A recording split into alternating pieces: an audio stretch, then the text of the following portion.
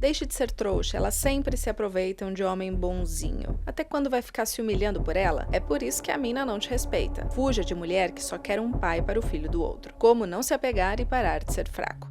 Frases como essa circulam aos montes em vídeos de redes sociais e ainda dão dinheiro aos seus criadores. No Brasil, atualmente, 137 canais no YouTube apresentam conteúdo explicitamente misógino, ou seja, que disseminam ódio, aversão, desprezo e controle direcionados às mulheres. Juntos, esses canais somam mais de 105 mil vídeos. Além disso, cerca de 80% deles adotam pelo menos uma estratégia de monetização. Talvez você já tenha consumido conteúdo misógino sem perceber. Isso porque a maioria está disfarçada para driblar a moderação do YouTube e evitar denúncia ou desmonetização. Esses canais muitas vezes evitam usar ofensas diretas ou palavrões e usam termos que o universo da machosfera sabe exatamente o que significam, como mulher de alto valor ou mulher de baixo valor. Eles também criam siglas, como MSOL, que significa mãe solteira, uma expressão que traz uma alta carga de preconceito contra mulheres que são mães solo. Mas qual é exatamente o modus operandi desses canais que monetizam e movimentam milhares de reais com conteúdo que promove discurso de ódio contra as mulheres?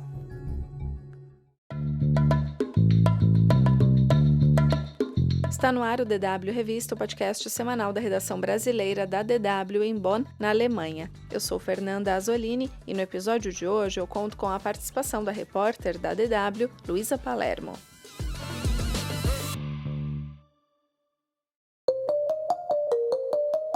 A estatística que eu citei na abertura do episódio é resultado de uma análise feita recentemente pelo Observatório da Indústria da Desinformação e Violência de Gênero nas Plataformas Digitais, uma parceria do Ministério das Mulheres com o NetLab da Universidade Federal do Rio de Janeiro.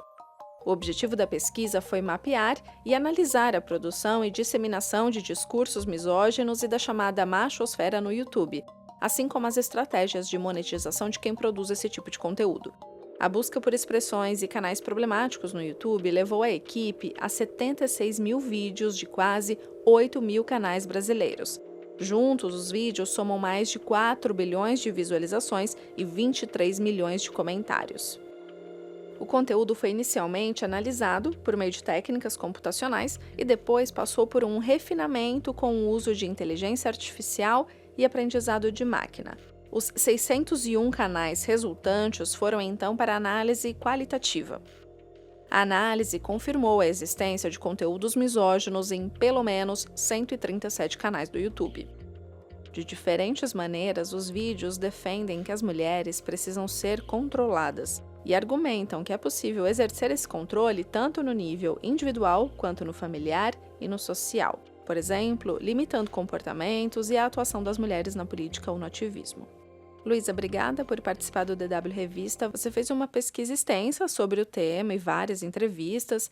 Para a gente não ficar falando aqui só em números, eu gostaria que você desse alguns exemplos desse discurso misógino que certamente tem múltiplas camadas. Exatamente, Fernanda. É um universo muito extenso dessa chamada machosfera, né? Como a própria pesquisa nomeia esses grupos de influenciadores com conteúdos misóginos. E durante a minha apuração e até em conversas com as especialistas, a gente consegue perceber que tem diferentes graus e níveis dessa misoginia. Tem desde vídeos mais explícitos que normalizam e até incentivam a violência contra a mulher, falando, por exemplo, que se sua namorada discordar de você um dia, tudo bem você dar um tapa na cara dela. Até também conteúdos com uma misoginia mais disfarçada, assim, como, por exemplo, tem alguns influenciadores que eles ensinam os meninos a como conseguir uma namorada, mas aí eles fazem isso com os comentários carregados de estereótipos super machistas, do tipo, lugar de mulher na cozinha, ou que se uma mulher ela já passou dos 30 anos, ela já não serve mais pra nada. Então são realmente discursos que estão aí reforçando estereótipos de gênero, né, bem machistas. Mas o que uma das pesquisadoras que ajudou nesse estudo me falou é que existe um consenso, um sentimento em comum entre todos esses homens que é realmente odiar as mulheres e principalmente todos os avanços que o feminismo teve até agora. Na cabeça desses caras, é como se todos os problemas deles fossem causados pelas mulheres e pelo feminismo feminismo, e daí surge esse sentimento que eles têm em comum de que os homens precisam retomar o controle das coisas e tudo mais. E isso é claro que acaba sendo expressado nos vídeos. Mas é curioso também que esse tipo de conteúdo não é uma novidade na internet, porque esses grupos que hoje em dia estão mais famosos, como os incels, os red pills, eles sempre existiam e já existem há muito tempo, desde os primórdios da internet, assim. Mas a diferença é que antes eles aconteciam em contextos mais privados, como em fóruns, na Deep Web, por exemplo, eles se escondiam mais. Só que agora que eu acho que a pesquisa também aponta isso, que virou algo totalmente mainstream, assim, que está atingindo cada vez mais pessoas, de todas as idades possíveis, e chegou num ponto que eles estão até lucrando com isso agora. E como esses canais conseguem fugir da moderação do YouTube? De que forma eles monetizam o conteúdo? A pesquisa, ela na verdade identificou que eles estão criando diversas estratégias para conseguir fugir da moderação existente do YouTube. Então, por exemplo, eles disfarçam conteúdo de ataque contra as mulheres como sendo um conteúdo de desenvolvimento pessoal. E também eles até chegaram num ponto de criar uma linguagem própria para disfarçar os xingamentos. Quando eles estão falando mal de uma mulher com mais de 30 anos, eles não vão falar, uma mulher mais velha, eles vão falar balzacas. Ou quando eles estão atacando uma feminista, eles não vão usar o termo feminista, eles vão usar o termo modernetes. E assim eles estão conseguindo fazer essas ofensas e falando mal das mulheres e atacando, sem que o YouTube identifique esse tipo de discurso. E daí, com isso, a pesquisa descobriu que eles estão conseguindo ganhar muito dinheiro e, principalmente, com recursos do próprio YouTube. Os principais são justamente o recurso de anúncios e também o programa de membros da plataforma, que é basicamente uma assinatura mensal em troca de conteúdos exclusivos. E essas assinaturas podem custar de 13 até R$ 150 por mês, segundo a pesquisa. Mas um dos recursos mais lucrativos são os chamados superchats, que são doações feitas pelos espectadores durante as transmissões ao vivo na plataforma. E daí a pesquisa ela calcula que eles conseguem lucrar em média R$ 270 por transmissão. E além das ferramentas da própria plataforma, esses influenciadores eles têm diversas formas de renda através de serviços, de cursos online, de mentorias e até de venda de livros. Em alguns casos, esses influenciadores eles chegam a cobrar entre R$ 1.000 e R$ 2.000 por uma consulta individual em que eles fazem ali um trabalho de coach, por exemplo. Segundo as diretrizes de uso do YouTube, a plataforma proíbe conteúdos que promovam violência ou discurso de ódio com base em gênero ou orientação sexual e afirma que remove o vídeo ao identificar esse tipo de conteúdo. Mas, na prática, não é tão simples assim, né? Realmente não é tão simples assim. O que os especialistas que eu conversei apontaram é que realmente o YouTube não está conseguindo dar conta de todos esses conteúdos. Mas também as políticas da plataforma são muito falhas, no sentido de que não tem um critério claro do que fica e do que sai. Acho que algo que exemplifica bem esse cenário é uma pesquisa da Global Witness em que os pesquisadores eles testaram esse sistema de denúncias do YouTube e denunciaram 79 vídeos da plataforma que tinham um discurso de ódio contra as mulheres. E desses vídeos, apenas um sofreu uma restrição mínima e foi retirado do ar. E quando eu conversei com a Marina Valente, que é diretora da Internet Lab, ela deu uma explicação muito boa sobre o porquê isso está acontecendo. E segundo ela, está muito relacionado a como as redes sociais funcionam hoje em dia, em que as plataformas elas são baseadas em uma economia de atenção que cada vez mais premia conteúdos sensacionalistas e divisivos. Ou seja, esses conteúdos, eles têm cada vez mais audiência, mais views e, consequentemente, mais dinheiro. Então, a plataforma também não tem um interesse em controlar esse tipo de conteúdo.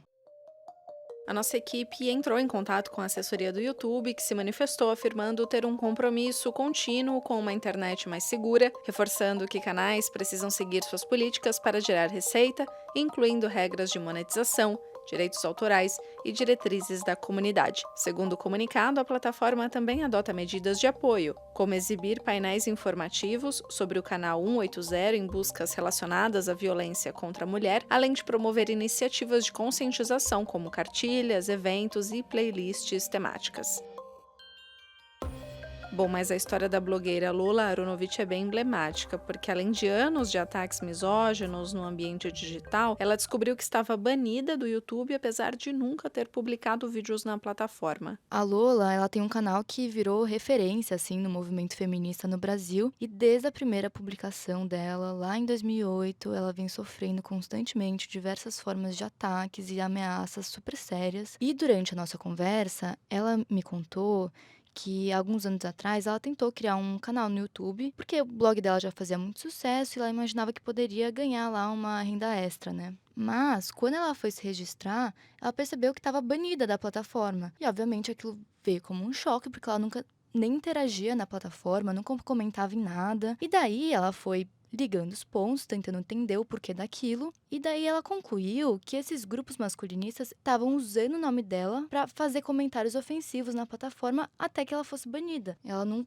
fazia ideia que aquilo estava acontecendo e depois disso ela até tentou fazer um novo e-mail para conseguir criar um canal e de fato conseguiu criar esse canal, mas mesmo assim, pouco tempo depois a plataforma também tirou do ar, porque de novo esses homens estavam denunciando o canal dela e realmente tentando sabotar o conteúdo que ela fazia. Inclusive, ela me contou que um dia ela foi ver um vídeo de uma entrevista que ela tinha feito, que estava no YouTube. Enquanto ela estava assistindo essa entrevista, a plataforma logo de cara recomendou um vídeo de masculinistas que estavam no vídeo difamando ela e contando mentiras. E óbvio que isso gerou muita indignação, porque além de ser um conteúdo que lucra, ele também tem um alcance gigantesco com essas recomendações, né? Em 2018, foi criada pelo governo federal a Lei Lola, que é a primeira vez que o termo misoginia ela é citado em uma lei brasileira. Essa lei, basicamente, ela responsabiliza a Polícia Federal de investigar a disseminação de conteúdos de ódio contra as mulheres na internet. Mas a Lola me contou também que, desde então, a lei ainda não foi devidamente implementada, porque ela não consegue marcar uma reunião com a direção da Polícia Federal para discutir questões básicas da lei, onde que as mulheres podem denunciar,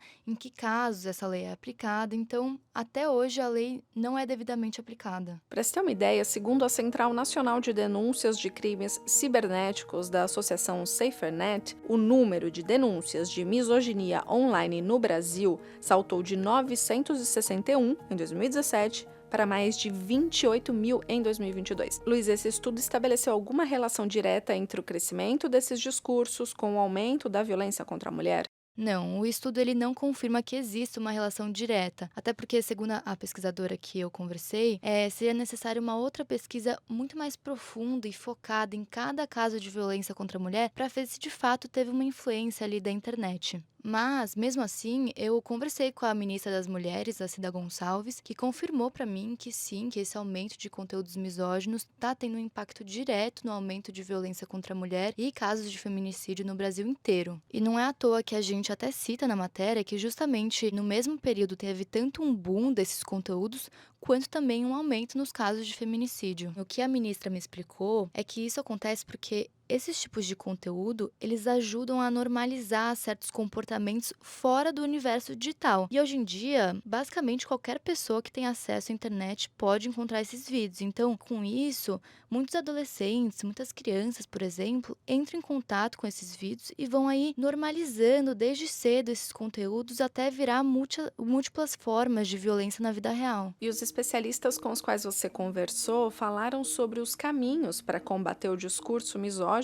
nas redes sociais? Porque quando a gente fala sobre regulação, apagar conteúdo, parece muito com enxugar gelo, né? Para um vídeo apagado, provavelmente surgem mais 10. No mundo ideal, discursos como esse nem deveriam existir. Acho que tem um consenso, assim, entre as especialistas que eu conversei, inclusive a ministra, de que já está mais que na hora de existir uma regulação das plataformas no Brasil. Porque hoje em dia, as leis que existem ou são insuficientes ou não estão sendo bem aplicadas. Por exemplo, o Marco Civil da Internet de 2014, ele estabelece ali algumas regras para responsabilizar os provedores em casos específicos. Mas, segundo as especialistas, ainda é insuficiente para enfrentar esse conjunto de violências digitais, né, com base em gênero. E também não tem hoje em dia nada que penalize a plataforma caso ela mantenha no ar um vídeo com conteúdo misógino. E isso da regulação é um assunto polêmico.